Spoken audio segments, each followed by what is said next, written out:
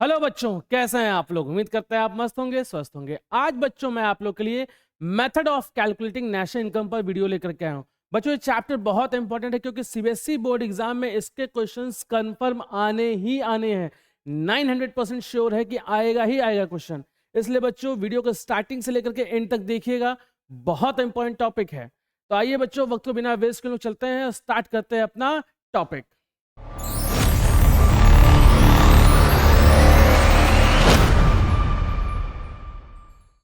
आइए बच्चों स्टार्ट करते हैं।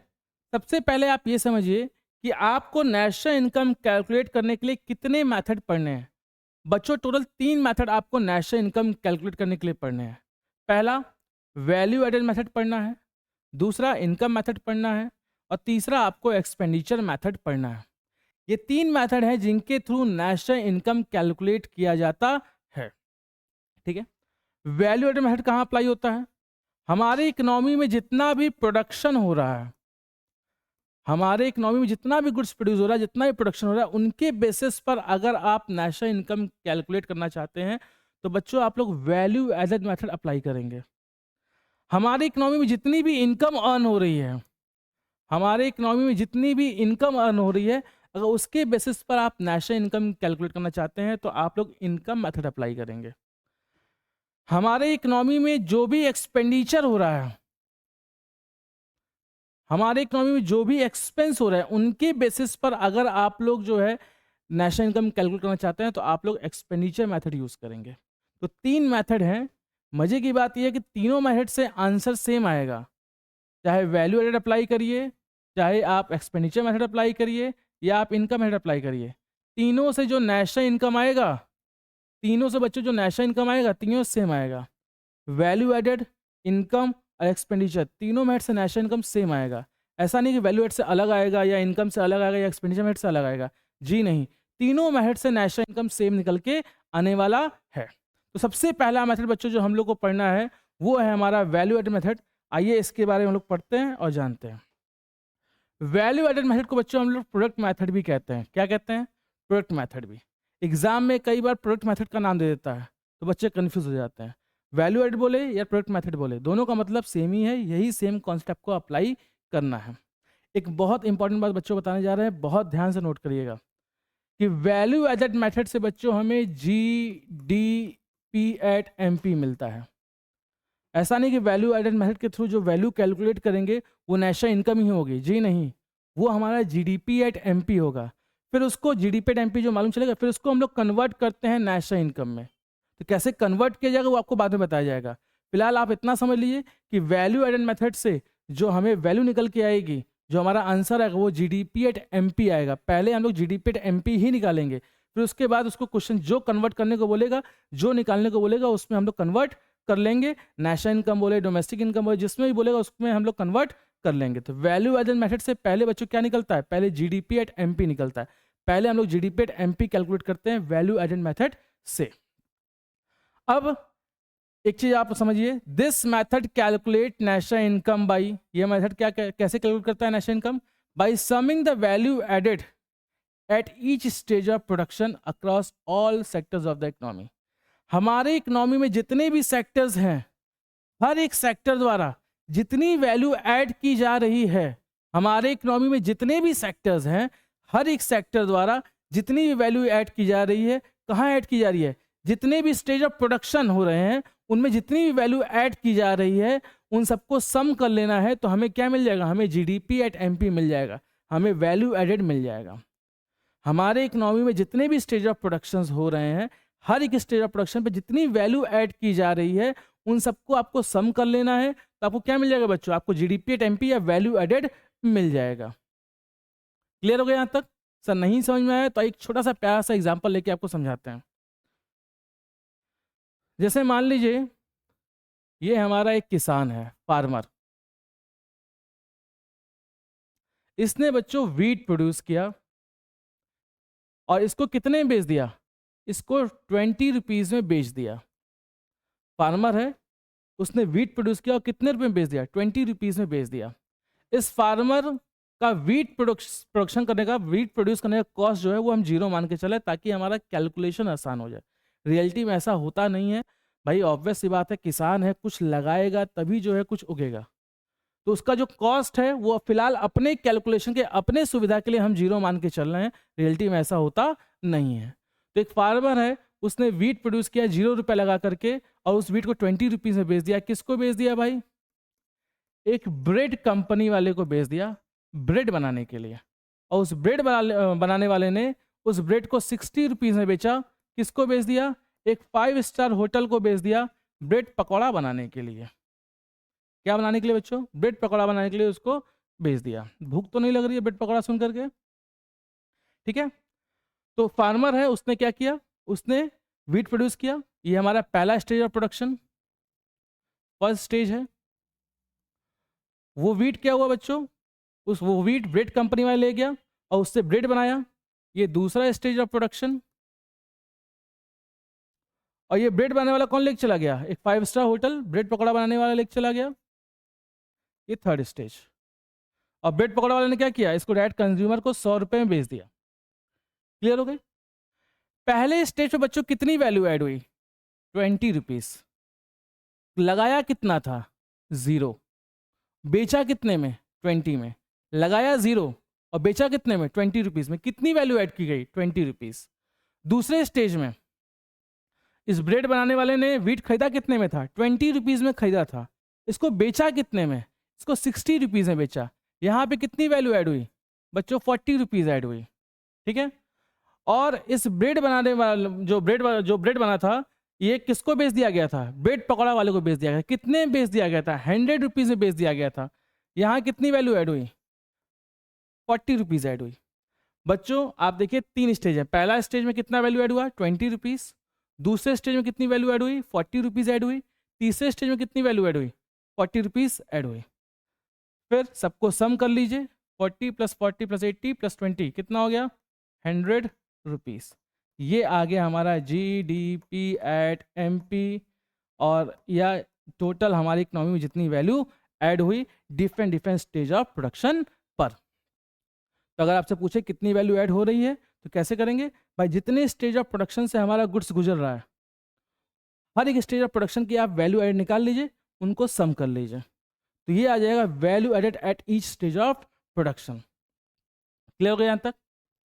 देखिए क्वेश्चन यही बोल रहा था, यहाँ पर क्वेश्चन नहीं, ये जो डेफिनेशन बोल रहा था कि this method calculate national income by summing the value added at each stage of production. हर एक स्टेज ऑफ प्रोडक्शन पर जितनी वैल्यू ऐड हो रही है उन सबको आप क्या कर लीजिए? उन सबको आप सम कर लीजिए, तो हमें क्या मिल जाएगा? हमें वैल्यू एडेड मिल जाएगा। और वैल्यू एड मिल जाएगा तो उसको हम लोग क्या मानते हैं? उसको हम लोग GDP एट MP मानते हैं। सर वैल्यू एड निकाला कैसे गया था? देखिए बच्चों यहाँ पे वैल्यू एड कैसे निकाला गया था? 20 रुपीज़ में इसको बेचा था और बनाने में लगा कितना था? 0। ये 20 रुपीज़ में बच्चे जो बेचे इसको हम लोग बोलेंगे आउटपुट। इसको हम लोग क्या बोलेंगे? आउटपुट। और बनाने में जितना लगा उसको क्या बोलेंगे? Intermediate cost. तो आउटपुट 20 का, इंटरमीडिएट कॉस्ट 0 का। कितना लगा? वैल्यू कितनी ऐड हुई? 20 रुपीज़। यहाँ पे इसको बेचा कितने में गया? 60 में। तो आउटपुट कितने का हो गया? आउटपुट हो गया बच्चों 60। खरीदा कितने में था? खरीदने में कितना लगा था? इंटरमीडिएट कॉस्ट 20 माइनस कर ली, कितनी वैल्यू ऐड हुई? 40। यहाँ बच्चों इसको बेचा कितने में गया? आउटपुट कितना हो गया? आउटपुट हो गया 100। खरीदा कितने में गया था इसको? 60 रुपीज़ का। कितना वैल्यू ऐड हो गया? 40। तीनों को सम कर लीजिए, 100 आ गया। मतलब सर कि वैल्यू एड निकालने का फॉर्मूला क्या है? वैल्यू एड निकालने का फॉर्मूला है output minus intermediate consumption. Value add output जितने में आप बेच रहे हैं माइनस इंटरमीडिएट कंजम्पशन, जितना पैसा या जो खर्चा उस गुड्स को बनाने में लगा उसको माइनस कर लीजिए, तो आपको क्या मिल जाएगा? आपको वैल्यू एडेड मिल जाएगा। जितने में आप बेच रहे हैं माइनस उस गुड्स को बनाने में जो खर्चा लग रहा है, आपको आउटपुट में से इंटरमीडिएट कंजम्पशन उस गुड्स को बनाने में जो खर्चा लगा उसको माइनस कर लेना है, आपको क्या मिल जाएगा? वैल्यू एडेड मिल जाएगा। आइए बच्चों इस फॉर्मूले को, ये जो फॉर्मूला आप यहाँ पे पढ़ रहे हैं value added equal to output minus intermediate consumption, इसको और इलेबोरेट करके आपको समझाते हैं। सबसे पहले तो आपको जो इम्पोर्टेंट पॉइंट नोट करना है कि वैल्यू एड से हमें जीडीपी एट एमपी मिलता है। सबसे इंपॉर्टेंट ये है, यहाँ अगर कुछ गड़बड़ी हो गई तो हर जगह गड़बड़ी हो जाएगी। वैल्यू एड मेथड से बच्चों क्या मिलता है? जीडीपी एट एमपी मिलता है। अब सबसे पहला, value added is equal to output minus intermediate consumption. Value add is equal to output minus intermediate consumption. बच्चों अगर एग्जाम में आउटपुट दिया हुआ है, इंटरमीडिएट कंजम्पशन दिया हुआ है, तो आउटपुट में से इंटरमीडिएट कंजम्पशन डायरेक्ट माइनस कर लीजिएगा, तो आपको वैल्यू एडेड मिल जाएगा। क्लियर हो गया? लेकिन कई बार एग्जाम में आउटपुट नहीं दिया रहता है, कई बार एग्जाम में आउटपुट नहीं दिया जाता है, तो आउटपुट कैसे निकाला जाएगा उसका फॉर्मूला देखिए। आउटपुट निकालने का फॉर्मूला होता है बच्चों sale plus change in stock plus production for self consumption. ठीक है, आउटपुट का फॉर्मूला बच्चों sale plus change in stock plus production for self consumption. अगर क्वेश्चन में सेल दिया हुआ है, चेंज इन स्टॉक दिया हुआ है, प्रोडक्शन फॉर सेल्फ कंजम्पशन दिया है, तो आप तीनों को ऐड कर लेंगे, इससे आपको आउटपुट मिल जाएगा। फिर आउटपुट में से आप इंटरमीडिएट कंजम्पशन में ऐड कर लेंगे, आपको वैल्यू एडेड मिल जाएगा। लेकिन कई बार क्वेश्चन में बच्चों ये सेल है ये डायरेक्ट नहीं देता, तो अगर क्वेश्चन में सेल डायरेक्ट नहीं देता तो कैसे देगा? पहला डोमेस्टिक सेल देगा, तो उसमें आप लोग सेल निकालने के लिए एक्सपोर्ट ऐड कर लीजिएगा। कई बार सेल में सेल निकालने के लिए आपको डोमेस्टिक सेल और एक्सपोर्ट अलग अलग देगा, तो आप सेल कैसे निकालेंगे? डोमेस्टिक सेल प्लस एक्सपोर्ट कर लेंगे। कई बार बच्चों सेल ना दे करके क्वांटिटी ऑफ प्राइस दे देता है, तो क्वांटिटी ऑफ प्राइस आप क्या कर लेंगे? ऐड कर लेंगे। ध्यान दीजिएगा, ये जो सेल है इसका मतलब होता है टोटल सेल जो हमारी इकोनॉमी में हुआ, चाहे वो विद इन द कंट्री हो चाहे वो आउटसाइड द कंट्री हो। अगर within the country domestic sale दिया हुआ है, तो आउटसाइड द कंट्री जो सेल किए हैं एक्सपोर्ट, उसको ऐड कर लेंगे। अगर क्वेश्चन में क्वांटिटी ऑफ प्राइस दिया है, इन दोनों को मल्टीप्लाई कर लेंगे, तो हमें क्या मिल जाएगा? सेल मिल जाएगा। नेक्स्ट जो फॉर्मूला आता है चेंज इन स्टॉक का, तो चेंज इन स्टॉक निकालने का फॉर्मूला बच्चों होता है closing stock minus opening stock. Change in stock कैसे निकलेगा? Closing stock minus opening stock. कई बार चेंज इन स्टॉक निकाल के देगा, लेकिन अगर नहीं निकाल के दिया हुआ है तो आप क्वेश्चन में देखिएगा क्लोजिंग स्टॉक दिया रहेगा, ओपनिंग स्टॉक दिया रहेगा, दोनों को माइनस कर लेंगे, आपको क्या मिल जाएगा? चेंज इन स्टॉक मिल जाएगा। प्रोडक्शन फॉर सेल्फ कंजम्पशन, जो गुड्स आपने खुद के लिए प्रोड्यूस किया है, खुद के कंजम्पशन के लिए, उसको भी आप इंक्लूड करेंगे, क्योंकि वो गुड्स आपके इकोनॉमी में प्रोड्यूस हुआ है। अगर आप नहीं प्रोड्यूस करते तो आप कहीं ना कहीं से खरीदते या कोई आपके लिए प्रोड्यूस करता, तो अल्टीमेटली ये गुड्स इकोनॉमी में प्रोड्यूस होना था, इसलिए इसको भी कंसिडर किया जाएगा। तो बच्चों फॉर्मूला क्या मिल गया आउटपुट निकालने का? Sale plus change in stock plus production for consumption. Sale दिया है तो अच्छी बात है, अगर सेल नहीं दिया है तो सेल निकालने के लिए दो बेसिक फॉर्मूले, पहला डोमेस्टिक सेल प्लस एक्सपोर्ट, दूसरा क्वांटिटी इनटू प्राइस। दोनों नहीं लगेंगे, दोनों में से कोई एक लगेगा। फिर दूसरा चेंज इन स्टॉक, अगर क्वेश्चन में दिया है तो अच्छी बात है, नहीं दिया चेंज स्टॉक कैसे निकालेंगे? Closing stock minus opening stock करके। और प्रोडक्शन फॉर सेल्फ कंजम्पशन, कभी दिया रहेगा कभी नहीं दिया रहेगा, नहीं दिया रहेगा तो परेशान मत होइएगा, दिया रहेगा तो प्लस कर लीजिएगा। तो ये आउटपुट हो गया। दूसरा इंटरमीडिएट कंजम्पशन।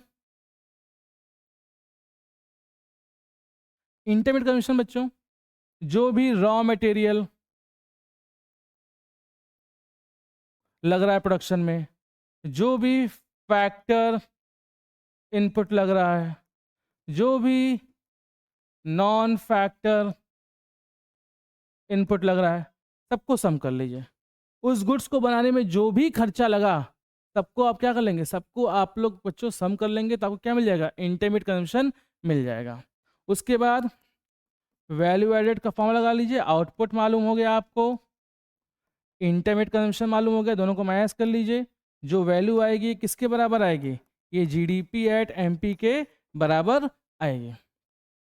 ठीक है बच्चों, यहाँ तक क्लियर हो गया? एक बार इसको देख लीजिए, इसका नोट ले लीजिए, इसका स्क्रीनशॉट ले लीजिए। ताकि हम लोग चले अपने नेक्स्ट टॉपिक पर। ठीक है बच्चों, अब आइए देखिए यहाँ पे फॉर्मूला पूरा। Basic terms of value add method, output sale plus change in stock plus production for self consumption, ये हम लोग पढ़े थे। सेल मतलब डोमेस्टिक सेल और एक्सपोर्ट, और कई बार सेल मतलब होता है क्वांटिटी इनटू प्राइस, ये सेल निकालने का तरीका हो गया। फिर चेंज स्टॉक कैसे निकालेंगे, closing stock minus opening stock. ठीक है, इंटरनल कंजम्पशन मतलब it refers to the value of non factor input और raw material which is used in process of production. Production के प्रोसेस में जो भी नॉन फैक्टर इनपुट, जो भी रॉ मटेरियल यूज हुए, सबको आप क्या कर लेंगे, सबको सम कर लेंगे, तो आपको क्या मिल जाएगा, इंटरमीडिएट कंजम्पशन मिल जाएगा। फिर आउटपुट जानने के बाद, इंटरमीडिएट कंजम्पशन जानने के बाद, यहाँ पे हमें क्या कर लेना है, value added is equal to output minus intermediate consumption. इससे हमें क्या मिल जाता है, GDP एट MP मिल जाता है। क्लियर हो गया। अब आइए इसके कुछ प्रिकॉशंस देखते हैं। वैल्यू एडेड मेथड अप्लाई करते समय बच्चे कुछ बातें आपको ध्यान में रखनी होती हैं, क्योंकि ये चीज़ें लगता तो है कि इंक्लूड होनी चाहिए, नहीं होनी चाहिए, लेकिन कई बार आपको लगता है होनी चाहिए लेकिन नहीं होती हैं। कई बार आपको लगता है कि नहीं होनी चाहिए लेकिन इंक्लूड हो जाती हैं। कौन कौन सी ऐसी वो बातें हैं। सबसे पहला बात बोल रहा है प्रोडक्शन फॉर सेल्फ कंजम्पशन। जो गुड्स बच्चों आप खुद के प्रोडक्शन के लिए यूज कर रहे हैं, सॉरी खुद के कंजम्पशन के लिए यूज कर रहे हैं, जो गुड्स आप खुद के कंजम्पशन के लिए प्रोड्यूस कर रहे हैं, उसको भी आप लोग क्या करेंगे, उसको भी आप लोग वैल्यू एडेड मेथड में कंसिडर करेंगे। दूसरा, sale of second hand goods. Second hand goods बच्चों वैल्यू एडेड मेथड में इंक्लूड नहीं किया जाता। जब वो पहली बार बना होगा तो वो ऑलरेडी ऐड हो चुका होगा हमारे इकोनॉमी के नेशनल इनकम कैलकुलेट करते समय। दोबारा वो 10 बार बेचा जाए, वो दोबारा इंक्लूड नहीं किया जाएगा। वैल्यू एड मेथड बोलता है कि जब गुड्स प्रोड्यूस हो रहा है उसी टाइम पर जो है उसकी वैल्यू कंसिडर कर लीजिए।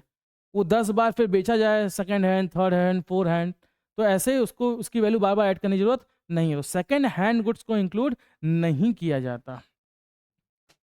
Commission paid to the broker for sale and purchase of second hand goods should be included because it is a payment made for services provided in the current year. Second hand goods का value include नहीं किया जाएगा, लेकिन second hand goods को बेचने और खरीदने में जो भी कमीशन दिया जा रहा है वो इंक्लूड किया जाएगा, क्योंकि वो हम included because it is a payment made for services provide in the current year.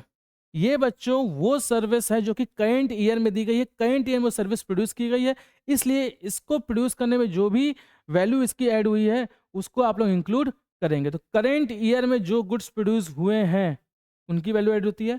Current year में जो सर्विस प्रोड्यूस हुआ है, चाहे वो सेकेंड हैंड गुड्स बेचने में ही हुआ हो, उसकी वैल्यू इंक्लूड की जाएगी। तो वही बात यहाँ बोल रहा है कि कमीशन पे टू द ब्रोकर, भाई ब्रोकर है, उसने अपनी सर्विस दी, तो जो उसको कमीशन दे रहे हैं उसको हम लोग इंक्लूड करेंगे। तीसरा, value of intermediate goods should be included, intermediate goods should not be included. Intermediate goods को इंक्लूड नहीं करना है। हमारे इकोनॉमी में बच्चों जो गुड्स प्रोड्यूस हो रहा है, ठीक है, उसमें ऑलरेडी इंटरमीडिएट कॉस्ट इंक्लूडेड है। दोबारा ऐड करके डबल काउंटिंग वाला प्रॉब्लम क्रिएट नहीं करना है। डबल काउंटिंग क्या होता है, जब किसी एक गुड्स की वैल्यू 2 बार काउंट हो जाए। भाई आउटपुट जो आप ले रहे हैं उसमें intermediate cost, raw material cost already जुड़ा है, दोबारा ऐड करके आपको डबल काउंटिंग क्रिएट नहीं करना है, 2 बार एक गुड्स को काउंट नहीं करना है। इसलिए आउटपुट ले तो उसमें से इंटरमीडिएट कॉस्ट आप माइनस कर लीजिए। सर्विसेज ऑफ हाउस वाइफ जो सर्विस दे रही है भाई, वो उसकी कोई वैल्यू डिसाइड नहीं की जा सकती, वो वैल्यूलेस है। तो वही बात यहाँ पे बोल रहा है कि services of housewife should not be included, ठीक है, because it is very difficult to evaluate them. उनकी सर्विसेज की वैल्यू को, उनकी सर्विसेज की क्या वैल्यू है उसको इवेल्युएट कर पाना पॉसिबल नहीं होता है, बहुत डिफिकल्ट होता है, इसलिए उसको इंक्लूड नहीं किया जाता है। क्लियर हो गया बच्चों। एक बार इसको प्रिकॉशंस को देख लीजिए, इसका स्क्रीनशॉट ले लीजिए ताकि हम लोग चले अपने नेक्स्ट टॉपिक पर। ठीक है बच्चों, यहाँ तक हो गया। अब आइए हम लोग चलते हैं, कुछ क्वेश्चंस करते हैं और क्वेश्चन को कैसे सॉल्व किया जाता है इसके बारे में सीखते हैं। सबसे पहले बच्चों क्वेश्चन पढ़िए। क्वेश्चन देखिए क्या बोल रहा है, find out net value added at factor cost. बोल रहा है find out net value added at factor cost. जब आपको कंजम्पशन ऑफ फिक्स कैपिटल मतलब डेप्रिसिएशन दिया हुआ है, सब्सिडी दिया हुआ है, इनडायरेक्ट टैक्स दिया हुआ है, purchase of material and services from other production unit दिया हुआ है, वैल्यू ऑफ आउटपुट दिया हुआ है। बच्चों पहले आपको कुछ एक बेसिक बात बताने जा रहे हैं, बहुत इंपॉर्टेंट है, बहुत ध्यान से देखिएगा। अगर क्वेश्चन में ग्रॉस वैल्यू एडेड बोल रहा है फाइंड करने को, क्वेश्चन में ग्रॉस वैल्यू एडेड फाइंड करने को बोल रहा है, इसका मतलब ये आपसे जीडीपी निकालने को बोल रहा है। क्या बोल रहा है? जीडीपी। जैसे क्वेश्चन बोले ग्रॉस वैल्यू एडेड एमपी निकालिए, मतलब बोल रहा है जीडीपी एट एमपी बताइए। क्वेश्चन बोला gross value added at factor cost बताइए, मतलब जीडीपी एट एफसी बताइए। वहीं पर अगर क्वेश्चन आपसे बोल रहा है नेट वैल्यू एडेड बताइए, इसका मतलब एनडीपी बोल रहा है। जैसे net value added factor cost मतलब एनडीपी एट एफसी बताइए। क्वेश्चन अगर बोल रहा है net value added market price बताइए, मतलब एनडीपी एट एमपी निकालने को बोल रहा है। तो जीवीए जीवीए बोले, जीवीए मतलब जीडीपी, एनवीए मतलब बोले एनडीपी। तो यहाँ पे बोल रहा है NVA net value added factor cost, मतलब आपसे क्या फाइंड करने को बोल रहा है? एनडीपी एट एफसी आपसे फाइंड करने को बोल रहा है। एनडीपी एट एफसी कैसे निकालेंगे बच्चों? वैल्यू एडेड मेथड लगाते समय क्वेश्चन कुछ भी बोल दे फाइंड करने को, सबसे पहले हम लोग क्या फाइंड करेंगे? वैल्यू एडेड मेथड निकालते समय क्वेश्चन कुछ भी बोल दे फाइंड करने को, सबसे पहले हम लोग क्या फाइंड करेंगे? सबसे पहले हम लोग जीडीपी एट एमपी फाइंड करेंगे। मैंने आपको बताया था कि वैल्यू एडेड मेथड से हमें क्या मिलता है? हमें जीडीपी एट एमपी मिलता है। तो सबसे पहले हम लोग जीडीपी एट एमपी फाइंड करेंगे वैल्यू एडेड मेथड यूज करके। कैसे निकालते हैं? उसके लिए सबसे पहले अपने को आउटपुट चाहिए, दूसरा इंटरमीडिएट कंजम्पशन चाहिए। क्वेश्चन पढ़िए, देखिए क्या क्वेश्चन में आउटपुट दिया हुआ है। जी हाँ, आउटपुट देखिए यहाँ पे कितना दिया, 125। इंटरमीडिएट कंजम्पशन कितना दिया हुआ बच्चों? इंटरमीडिएट कंजम्पशन मतलब उस गुड्स को बनाने में या उस गुड्स को खरीदने में जो भी खर्चा लगाओ, कितना दे रहा है? 75। तो value added is equal to output minus intermediate consumption. Output 125, intermediate consumption 75, minus कर लीजिए कितना आ गया? 50। ये हमारा वैल्यू एडेड हो गया। वैल्यू एड बोलिए इसको जीडीपी एट एमपी बोलिए, ठीक है। तो हमें जीडीपी एट एमपी मिल गया। क्या question GDP at MP find करने को बोला था? जी नहीं, क्वेश्चन आपसे बोला था एनडीपी एट एफसी फाइंड करिए।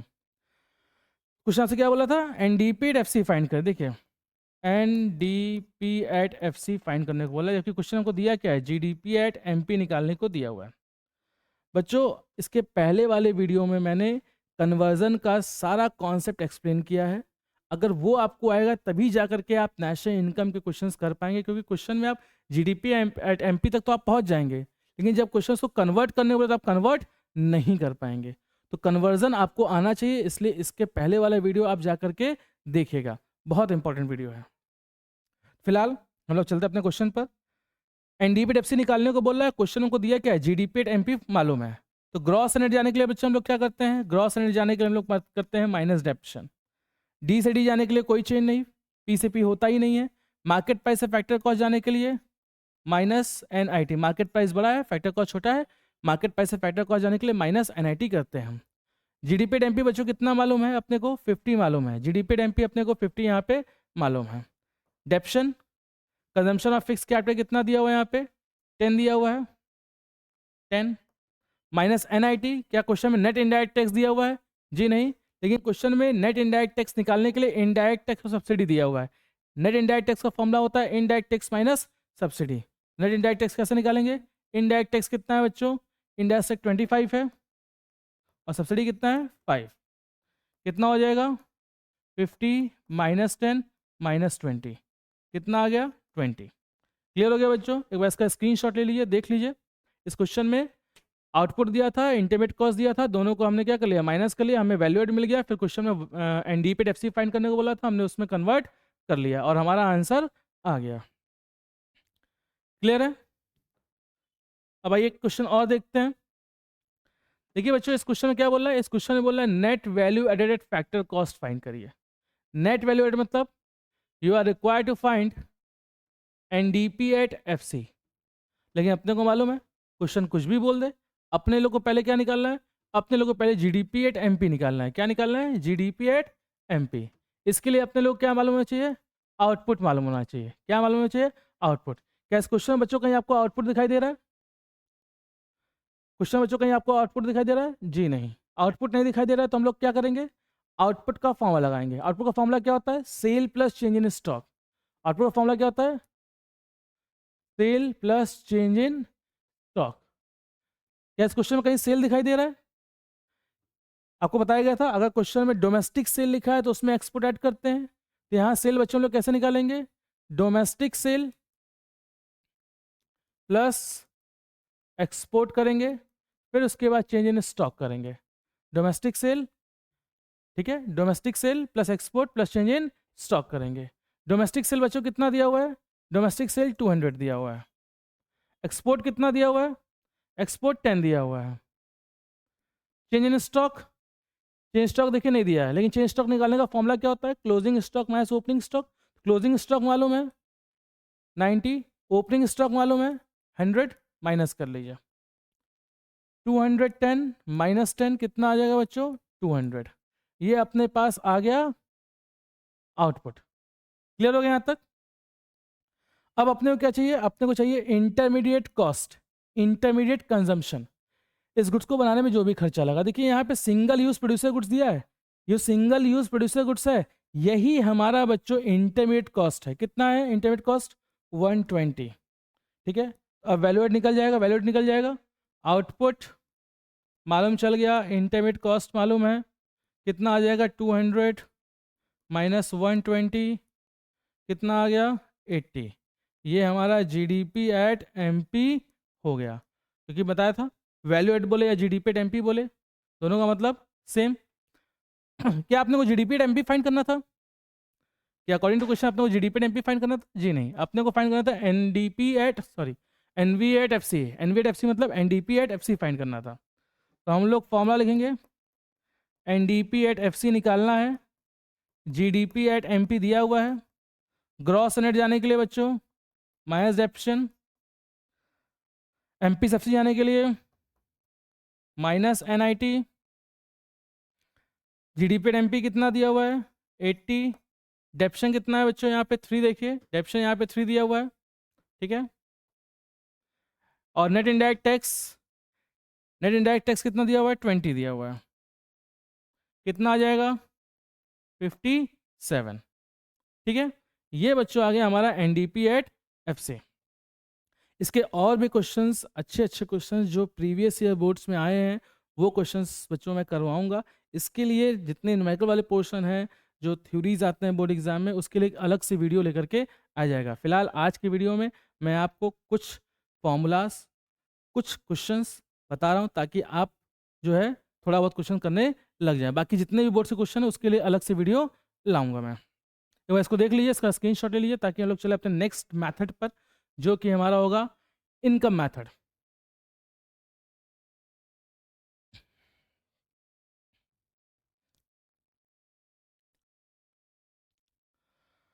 अब आता है बच्चों हमारा इनकम मैथड। सबसे पहले तो आप ये जान लीजिए कि इनकम मैथड से हमें एनडीपी एट एफसी मिलेगा। क्या मिलेगा? NDP at FC. इसको हम लोग बोलते हैं डोमेस्टिक इनकम। क्या बोलते हैं? Domestic income. हमारे डोमेस्टिक टेरिटरी में जो भी इनकम अर्न की गई है, हमारे डोमेस्टिक टेरिटरी में जो भी इनकम अर्न की गई, उन सब सारी इनकम को हम लोग सम कर लेंगे तो हमें क्या मिल जाएगा? हमें एनडीपी एट एफसी मिल जाएगा, डोमेस्टिक इनकम मिल जाएगा। उसमें हम बाहर की इनकम एनएफआईए ऐड कर लेंगे तो हमें क्या मिल जाएगा? National income. तो डोमेस्टिक इनकम में बच्चों हम लोग एनएफआईए ऐड कर लेंगे तो हमें एनएनपी एट एफसी मिल जाएगा, जो कि हमारा नेशनल इनकम होता है। क्लियर हो गया यहाँ तक? डोमेस्टिक इनकम सबसे पहले क्या मिलता है? डोमेस्टिक इनकम से सबसे पहले बच्चों आपको मिलता है एनडीपी एट एफसी। उसमें आप एनएफआईए प्लस करते हैं तो उससे आपको क्या मिलता है? एनएनपी एट एफसी मिलता है, जो कि हमारा नेशनल इनकम होता है। क्लियर हो गया? तो सर ऐसे कौन कौन से इनकम है जिनको प्लस करने के बाद हमें एनडीपी एट एफसी मिलता है? आइए उसके बारे में जानते हैं। बच्चों टोटल 5 हेड में हमारे इनकम को डिवाइड किया गया है। सबसे पहला हेड है कंपनसेशन ऑफ एम्प्लॉयज। सबसे पहला हेड है कंपनसेशन ऑफ एम्प्लॉय। दूसरा हेड है रेंट एंड रॉयल्टी। तीसरा हेड है इंटरेस्ट। चौथा हेड है प्रॉफिट। पांचवा हेड है mix income. Compensation of employ, अगर आप कहीं काम कर रहे हैं वहां से जो आप इनकम अर्न कर रहे हैं वो कंपनसेशन ऑफ एम्प्लॉय में आता है। रेंट एंड रॉयल्टी, आपने अपना ज़मीन मकान या आपने जो है अपना कोई इंटेंजिबल एसेट किराए पे दिया हुआ है, ठीक है, ज़मीन मकान दिया तो वहाँ पे रेंट मिल रहा है। रॉयल्टी, जैसे लीज वीज पे वाला केस चल रहा है, तो वहाँ पे जो आपको रेंट मिल रहा है वो क्या है, रॉयल्टी है। रॉयल्टी भी एक टाइप ऑफ रेंट ही है जो कि इंटेंजिबल एसेट पे मिलता है। तो रेंट और रॉयल्टी ये भी अगर आपको मिल रहा है तो ये भी क्या हो गया, आपके लिए इनकम ही हो गई। इंटरेस्ट, कहीं अगर आपने पैसा इन्वेस्ट किया उस पर आपको जो इंटरेस्ट मिल रहा है वो आपके लिए जो है इनकम हो गई, उसको भी ऐड कर लेंगे। प्रॉफिट, अगर आप एंटरप्रेन्योर हैं, आप कोई बिजनेस चला रहे हैं, तो वहाँ पे जो आप प्रॉफिट कमा रहे हैं वो आपके लिए आपकी इनकम हो गई, उसको हम लोग यहाँ पे ऐड कर लेंगे। और मिक्स इनकम, जो इनमें से किसी में ना आए वो मिक्स इनकम में हम लोग काउंट करते हैं। जैसे डॉक्टर की इनकम, लॉयर की इनकम, टीचर की इनकम। भाई टीचर की इनकम एम्प्लॉय मत समझ लीजिएगा, अगर हम अपनी खुद की जो है कहीं कोचिंग वोचिंग चला रहे हैं, ठीक है, तो वहाँ पे जो फीस वूस मिल रहा है उसकी बात कर रहे हैं, ठीक है। वैसे तो हम लोग इसमें बिजनेस में भी आ सकते हैं, लेकिन फ़िलहाल इन अपने एजुकेशन लाइन को हम लोग बिजनेस से साइड रख रहे हैं, ठीक है। बार की इनकम, रिक्शा टाली वाले की इनकम, ठीक है। ये जो इनकम हो गए आपके, वो सारे मिक्स इनकम में आते हैं। तो टोटल 5 इनकम है। पहला कंपनसेशन ऑफ एम्प्लॉय, दूसरा रेंट एंड रॉयल्टी, तीसरा इंटरेस्ट, चौथा प्रॉफिट, पांचवा मिक्स्ड इनकम। अब आपको बच्चों हर ये जो 5 हेड हैं इनको और इलेबरेट करके मैं बताने चल रहा हूँ। सबसे पहला जो आपका आता है वो है कंपनसेशन ऑफ एम्प्लॉय। बच्चों ये 3 पार्ट में डिवाइड किया गया है। सबसे पहला, अगर आप कहीं काम कर रहे हैं तो वहाँ पे आपको salary and wages in cash मिलेगा, ठीक है। या फिर आपको salary and wages in kind मिलेगा। इन काइंड मतलब आपको सैलरी और वेजेस ना दे करके कुछ उसके बदले कोई सामान दे दे रहे हैं, आपको रहने को मकान दे दे रहे हैं, आपको चलने को गाड़ी दे दे रहे हैं। इसके वजह से जो है वो जो पैसा आपको भैया पैसा देते, या फिर आपको उसके बदले कोई सामान दे दे रहे हैं या कोई सर्विस दे दे रहे हैं, तो जो सामान और सर्विस मिल रहा है उस पैसे के बदले उसको बोलते हैं salary and wages in kind. वो भी आपके सैलरी का ही पार्ट होगा, वो आपके सैलरी में इंक्लूड होगा। अगर वो आपको नहीं मिलता, ये सामान या फिर ये जो सर्विसेज मिल रही हैं ये आपको नहीं मिलती, तो शायद आपकी सैलरी इससे ज़्यादा होती जो आज के समय पर है। तो आपकी सैलरी थोड़ी बहुत कम है, या फिर आपको जो है सैलरी के बदले, एक्स्ट्रा सैलरी के बदले कुछ आपको एडिशनल सर्विसेज दी जा रही हैं, तो उसको हम लोग बोलते हैं salary and wages in kind, ठीक है। और लास्ट में employers contribution to social security scheme. बच्चों आप एक बात मेरे दिमाग में समझ लीजिए कि एम्प्लॉयर अगर जो कंट्रीब्यूशन दे रहा है, जो कंट्रीब्यूशन एम्प्लॉयर दे रहा है वही सैलरी एंड वेजेस में काउंट होगा, एम्प्लॉय वाला कंट्रीब्यूशन काउंट नहीं होगा। ये चीज़ अपने दिमाग में पहले बैठा लीजिए, तब आगे मैं बताऊं आपको। कई बार एग्जाम में क्वेश्चन में एम्प्लॉयज़ कंट्रीब्यूशन लिखा रहता है और बच्चे क्या करते हैं उसको भी कंसिडर करके चले आते हैं, और वो नंबर आता हुआ क्वेश्चन बस ध्यान ना देने की वजह से नंबर गवा के चले जाते हैं।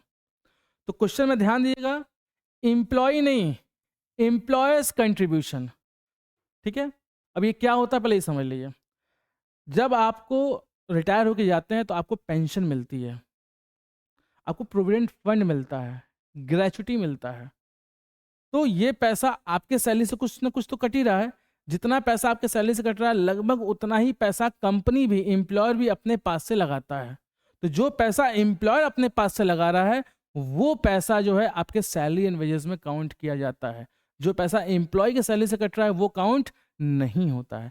इसलिए एम्प्लॉयज कंट्रीब्यूशन काउंट नहीं होगा, एम्प्लॉयर का कंट्रीब्यूशन काउंट होगा। ध्यान दीजिएगा, कंपनसेशन ऑफ एम्प्लॉय 3 पार्ट में डिवाइड है। पहला सैलरी वेजेस इन कैश, दूसरा सैलरी वेजेस इन काइंड, तीसरा employers contribution to social security scheme. देखिए बच्चे यहाँ पे लिखा हुआ है salary wages in cash, salary wages in kind and employers contribution social security scheme. अगर क्वेश्चन में कंपनसेशन ऑफ एम्प्लॉय हेडिंग दिया हुआ है तो ये तीनों सब हेडिंग से हमें मतलब नहीं है। अगर क्वेश्चन में मेन हेडिंग दिया हुआ है तो हमें इन तीनों सब हेडिंग से मतलब नहीं है। लेकिन अगर क्वेश्चन में मेन हेडिंग नहीं दी हुई है तो तीनों सब हेडिंग को हम लोग क्या करेंगे, कंसिडर करेंगे कंपनसेशन ऑफ एम्प्लॉय कैलकुलेट करने के लिए। पहला हो गया कंपनसेशन ऑफ एम्प्लॉय, ठीक है, ये हमारा पहला हो गया। दूसरा रेंट एंड रॉयल्टी, इसमें कोई दिक्कत तो नहीं होना चाहिए आपको, जो रेंट आपको मिल रहा है वो आपके लिए इनकम है। तीसरा इंटरेस्ट, चौथा प्रॉफिट। अब प्रॉफिट में भी बच्चों तीन पार्ट हैं, प्रॉफिट में भी तीन पार्ट हैं। पहला कॉर्पोरेट टैक्स, भाई जो प्रॉफिट आप कमाएंगे उसमें से कुछ पोर्शन आप टैक्स दे देंगे। दूसरा डिविडेंड, टैक्स देने के बाद जो पैसा बचेगा उसमें से कुछ डिविडेंड आपको शेयर होल्डर को देना पड़ जाएगा। और तीसरा रिटेन्ड अर्निंग या फिर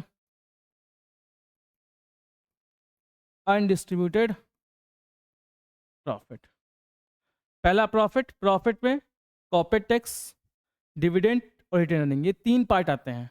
जो प्रॉफिट आप कमाते हैं उसमें से कुछ पैसा आप टैक्स दे देते हैं, कुछ पैसा जो है आप डिविडेंड के तौर पे डिस्ट्रीब्यूट कर देते हैं, कुछ पैसा जो है आप खुद कंपनी में बचा के रख लेते हैं।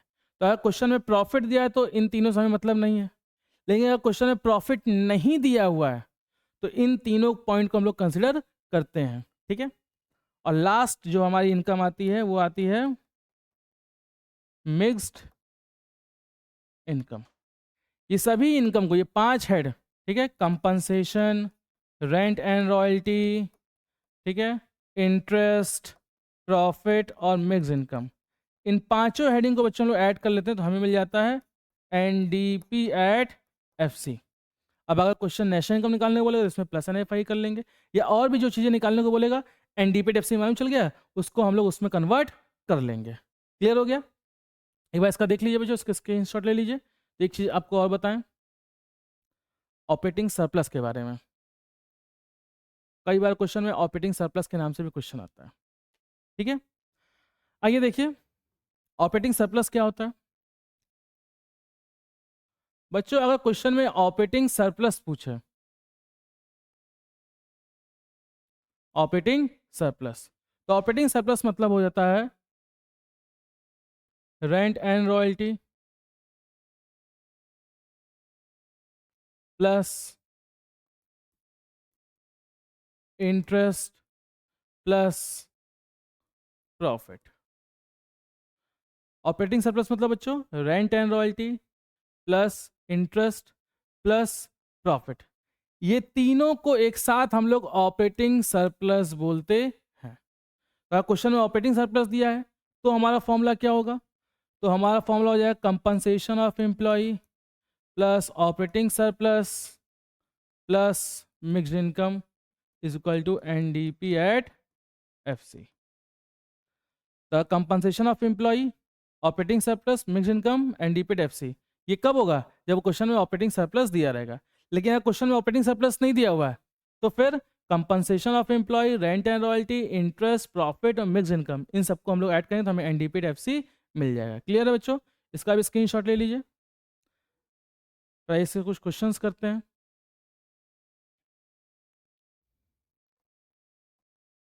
क्वेश्चन पढ़िए बच्चों पहले, देखिए क्वेश्चन क्या बोल रहा है। Calculate national income N NP at FC, आपसे नेशनल इनकम निकालने को बोल रहा है from the following data. Compensation of employ 9000 दिया हुआ है, रेंट दिया हुआ है, इंटरेस्ट दिया है, प्रॉफिट दिया है, मिक्स इनकम दिया है और एनएफआईए दिया हुआ है। तो भाई आपको बताया गया था कि क्वेश्चन कुछ भी बोले, क्वेश्चन कुछ भी बोल ले, हम लोग पहले क्या निकालेंगे, पहले हम लोग निकालेंगे एनडीपी एट एफसी।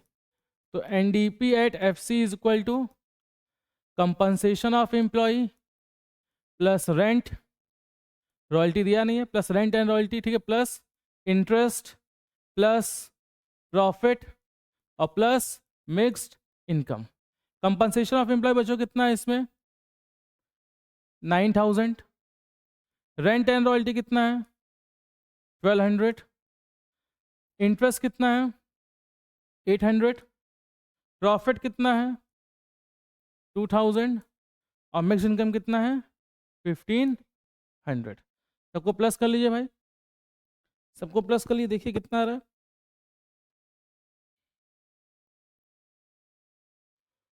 9,000, 9,000, 1,200, 800, 2,000, 1,500। कितना आ गया बच्चों? 14,500। ये आ गया हमारा NDP एट FC। कोई दिक्कत है इसमें? अब अपने को क्या NDP एट FC निकालना था, अकॉर्डिंग टू क्वेश्चन अपने को NNP एट FC निकालना था ना, तो NNP एट FC निकालना है। क्वेश्चन में दिया क्या है? NDP एट FC दिया हुआ है। तो नेट से नेट जाने के लिए बच्चों कोई चेंज नहीं करते हैं। डी से एन जाने के लिए, डोमेस्टिक इनकम से नेशनल इनकम जाने के लिए प्लस NFIA करते हैं। FC से जाने के लिए कोई चेंज नहीं। 14,500 ये हमारा डोमेस्टिक इनकम हो गया, प्लस NFIA कितना दिया हुआ है बच्चों? यहाँ पे 100 करोड़ दिया हुआ है। NFIA 100 करोड़ दिया हुआ है, प्लस कर लीजिए कितना हो जाएगा? 14,600 करोड़। ये हमारे इकोनॉमी का national income NNP at FC हो गया। ठीक है बच्चों, एक बार इसको देख लीजिए ताकि ये क्वेश्चन हम लोग और करें।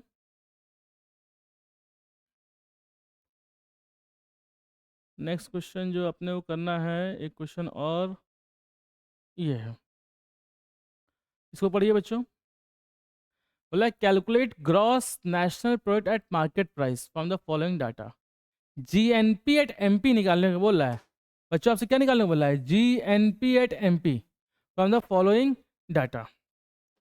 कंपनसेशन ऑफ एम्प्लॉय दिया हुआ है, interest, rent, profit, employers contribution to social security scheme. बच्चों जब क्वेश्चन में कंपनसेशन ऑफ एम्प्लॉय दिया हुआ है तो अपने को सब हेडिंग से मतलब नहीं है, employers contribution to social security scheme से मतलब नहीं है, ये सिर्फ कंफ्यूज करने के लिए दिया हुआ है, अपने को इससे मतलब नहीं है। प्रॉफिट दिया हुआ है तो अपने को डिविडेंड से मतलब नहीं है, प्रॉफिट दिया हुआ है तो अपने को डिविडेंड से मतलब नहीं है। कंजम्पशन ऑफ फिक्स कैपिटल डेप्शन हो जाता है। NIT दिया हुआ है। नेट एक्सपोर्ट, ठीक है, नेट एक्सपोर्ट की बच्चों अभी कहीं अपने को जरूरत है नहीं। Net factor income to abroad दिया हुआ है और mixed income of self employed दिया, मिक्स्ड इनकम दिया हुआ है। तो क्वेश्चन कुछ भी बोल ले, क्वेश्चन कुछ भी बोल ले, अपने को पहले क्या निकालना है? अपने को पहले निकालना है NDP एट FC। तो आइए देखते हैं NDP एट FC कैसे निकालते हैं। NDP at FC is equal to compensation of employ plus rent and royalty, ठीक है, plus profit plus interest plus mixed income. Compensation of employ कितना दिया हुआ है? 2,000। रेंट एंड रॉयल्टी, रेंट कितना दिया हुआ बच्चों? रेंट 700 दिया हुआ है। प्रॉफिट कितना दिया हुआ है? प्रॉफिट दिया 800। इंटरेस्ट कितना दिया हुआ है? इंटरेस्ट दिया है 500। मिक्स इनकम कितना दिया हुआ है बच्चों? 150। 2,000, देखिए 2,000 प्लस 1,500, 7 प्लस 8 15 हो गया, प्लस 500 प्लस 150, 4150। ये आ गया हमारा NDP एट FC। क्वेश्चन बोला था GNP एट MP निकालिए। क्वेश्चन क्या बोला था? GNP एट MP निकालिए। हमको मालूम क्या है? NDP एट FC मालूम है। फॉर्मूला बन जाएगा बच्चों इसको, इसका फॉर्मूला आप लोग ट्राई करिए, तुरंत पॉज करिए वीडियो, इसका फॉर्मूला आप लोग ट्राई करिए कैसे बनेगा। देखिए, नेट से ग्रॉस जाने के लिए, नेट से ग्रॉस जाने के लिए प्लस डेप्शन, डोमेस्टिक से नेशनल जाने के लिए, डोमेस्टिक से नेशनल जाने के लिए प्लस NFIA करते हैं। फैक्टर कॉस्ट से मार्केट प्राइस जाने के लिए, फैक्टर कॉस्ट छोटा है मार्केट प्राइस बड़ा है, छोटे से बड़ा जाने के लिए फैक्टर कॉस्ट से मार्केट जाने के लिए प्लस NIT करते हैं। ये कितना दिया हुआ है? 4150 दिया हुआ है। डेप्शन कितना दिया हुआ है बच्चों? डेप्शन कहाँ है? डेप्शन ये देखिए, कंजम्पशन ऑफ फिक्स कैपिटल अपने पास 100 है, plus 100। NFIA net factor income to abroad है।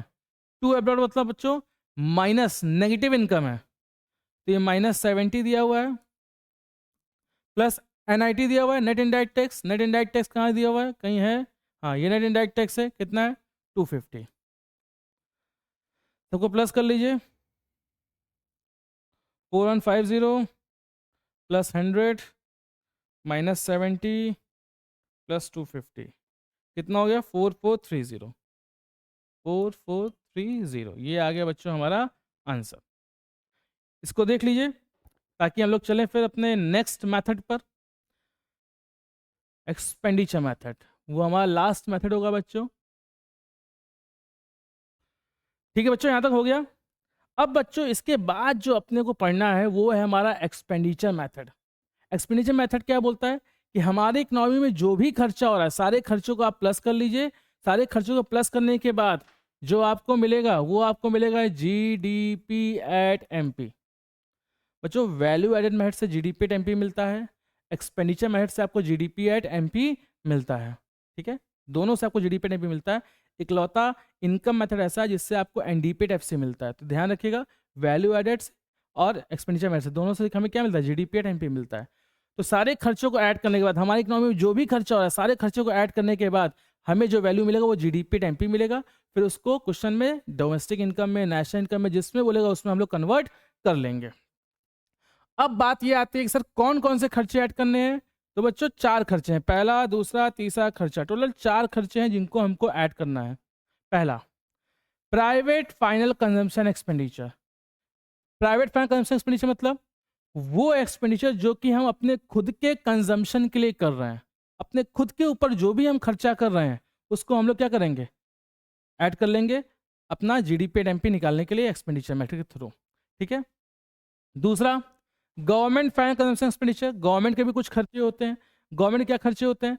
गवर्नमेंट कंपनीज हैं, गवर्नमेंट को गुड्स खरीदना है, गवर्नमेंट को सैलरी देना है, गवर्नमेंट को स्कूल चलाना है, हॉस्पिटल चलाना है। तो गवर्नमेंट के जो खर्चे हैं, ठीक है, उनको आप ऐड कर लेंगे।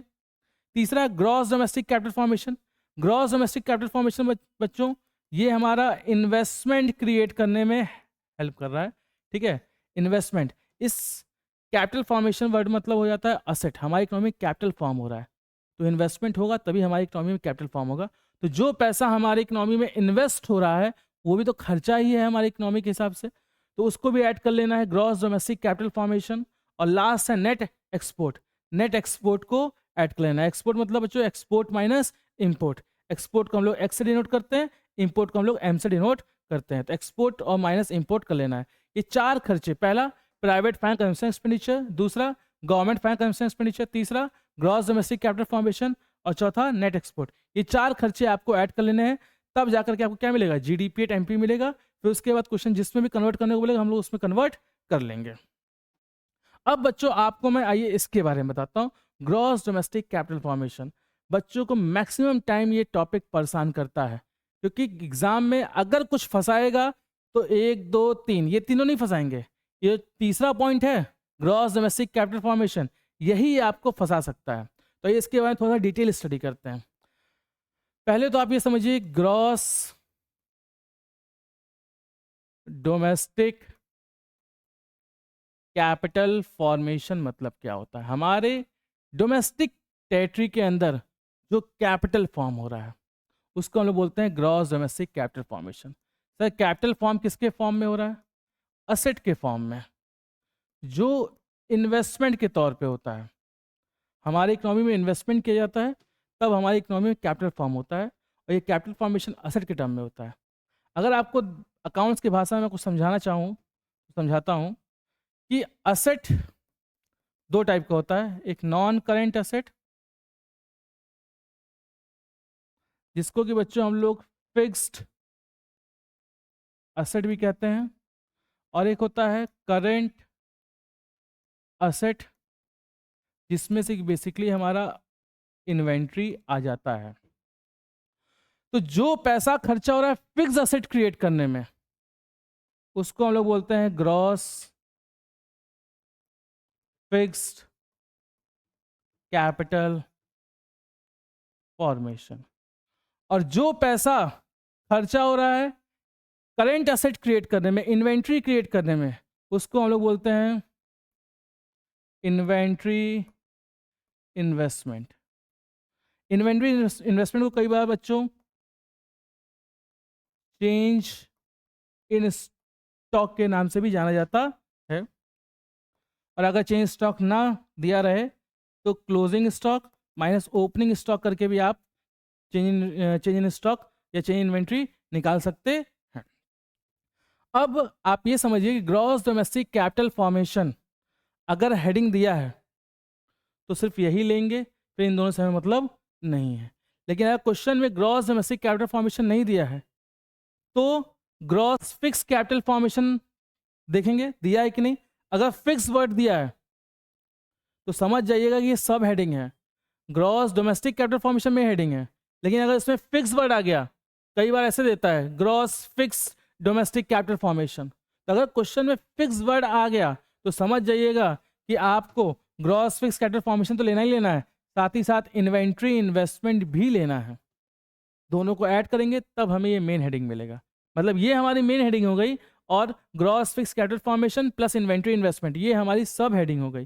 तो इसमें दो पार्ट हैं, ग्रॉस फिक्स कैपिटल फॉर्मेशन और इन्वेंट्री इन्वेस्टमेंट। तो अगर क्वेश्चन में ग्रॉस डोमेस्टिक कैपिटल फॉर्मेशन दिया है तो हमें gross fix capital formation plus inventory investment लेने की जरूरत नहीं है।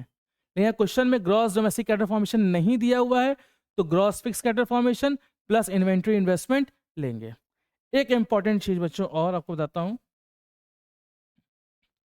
कई बार एग्जाम में ग्रॉस की जगह यहां पे नेट वर्ड यूज कर देता है, नेट फिक्स कैपिटल फॉर्मेशन। तो क्या हमारे फॉर्मूले में ग्रॉस है? बताइए, क्या हमारे फॉर्मूले में ग्रॉस वर्ड यूज हुआ है? जी हाँ, हमारे फॉर्मूले में नेट वर्ड यूज नहीं हुआ है। यहां पे भी ग्रॉस वर्ड है, यहां पे भी ग्रॉस वर्ड है। अगर क्वेश्चन में नेट वर्ड दे तो समझ जाइएगा कि आपको इसको ग्रॉस में कन्वर्ट करना पड़ेगा। कैसे कन्वर्ट करेंगे? तो अगर क्वेश्चन में नेट फिक्स कैपिटल फॉर्मेशन दे रहा है तो इसमें आप लोग डेप्रीसिएशन ऐड कर लीजिएगा, तो आपको ग्रॉस फिक्स्ड कैपिटल फॉर्मेशन मिल जाएगा। क्वेश्चन में बच्चों अगर ग्रॉस जगह नेट वर्ड दे दिया तो उसमें डेप्शन ऐड कर लीजिएगा, तो आपको ग्रॉस फिक्स कैपिटल फॉर्मेशन मिल जाएगा। फिर उसमें आप इन्वेंट्री इन्वेस्टमेंट ऐड कर लीजिएगा तो आपको ग्रॉस डोमेस्टिक कैपिटल फॉर्मेशन मिल जाएगा। क्लियर हो गया? तो चार खर्चे हैं। पहला, private final consumption expenditure plus government final consumption expenditure plus gross domestic capital formation plus net export. Gross domestic capital formation दो पार्ट में है, gross fix capital formation plus inventory investment. ठीक है बच्चों, इन सबको ऐड करने से हमें क्या मिलता है? इन सबको ऐड करने से हमें जीडीपी एट एमपी मिलता है। क्लियर हो गया? एक बार इसका स्क्रीनशॉट ले लीजिए ताकि हम लोग कुछ क्वेश्चंस करके देखें इसके।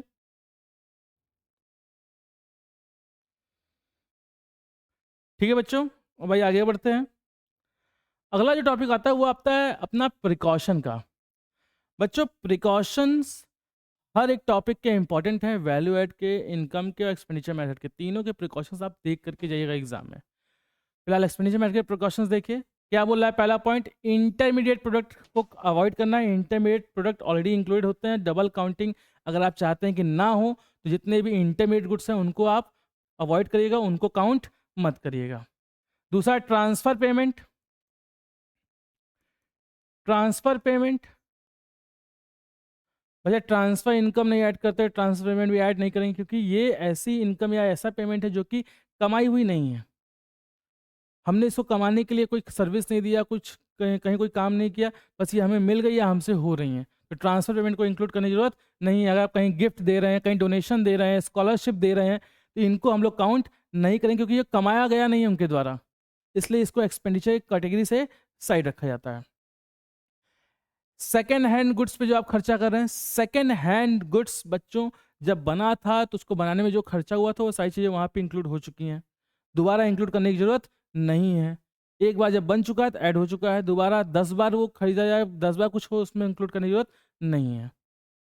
और do not include financial transaction such as bond shares. Financial transactions को इंक्लूड नहीं करना क्योंकि फाइनेंशियल ट्रांजेक्शन्स क्या होते हैं, इनके वजह से कोई असेट नहीं क्रिएट हो रहा है। ठीक है, तो इसलिए इनको इंक्लूड करने की जरूरत नहीं है।